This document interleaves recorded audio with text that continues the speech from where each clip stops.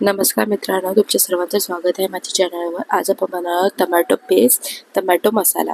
हिवाळ्यामध्ये easily available टमाटर आहेत आणि अगदी स्वस्त दरात आहेत। तर आजच हा मसाला तुमच्या फ्रीजरमध्ये बनवून साठवून ठेवू शकता।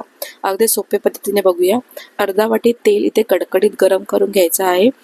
त्यात आपण अख्खं लसूणची अख्खी पूर्ण कळी असते ती ॲड करून घेऊया। साल्टे न काढताही ॲड केले तरी चालेल। 2 इंचाचं आलं यात ॲड करूया। प्रमाण थोडं कमी जास्त तुमच्या सोयीनुसार करू शकता। यात मी उभा चिरलेला कांदा ॲड केला आहे। कांदा हा आबाडधोबाड कट केला तरीही चालेल, कारण की आपण ते सर्व जिन्नस आपण मिक्सरमधून बारीक करून घेणारच आहोत। सोबतच मी तुम्हाला सांगते, हे पूर्ण प्रमाण 1 किलो टमाटरसाठी आहे। तुम्ही कमी जास्तही करू शकता तुमच्या सोयीनुसार। आता माझ्याकडे देसी टमाटर अवेलेबल होते, ते मी कट करून साईड बाय ठेवून दिले आहेत। टमाटरचा जो रस असेल तोही त्यात ॲड करून घ्या। आपण पूर्ण जी आपली रेसिपी आहे ती आपल्याला हाय फ्लेमवरच करून घ्यायची आहे।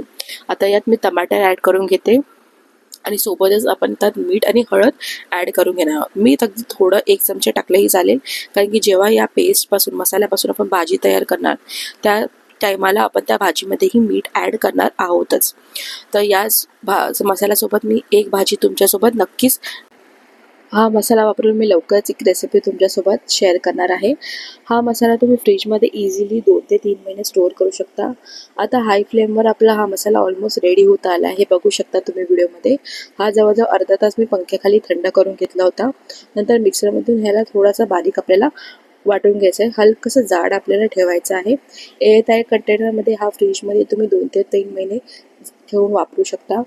जर आपल्याला घाई असेल, कोणत्याही प्रकारचा आपल्याला वेळ नसेल भाजी बनवायला, झटपट आपली कामं असतील, तर हा मसाला तुम्ही स्टोअर करून यामध्ये कोणतीही रस्सा भाजी, चिकन मसाला छान प्रकारे बनवू शकता। तर ही रेसिपी तुम्हाला कशी वाटली? व्हिडिओ आवडला असेल तर लाईक, शेअर, सबस्क्राईब करा। थँक्यू।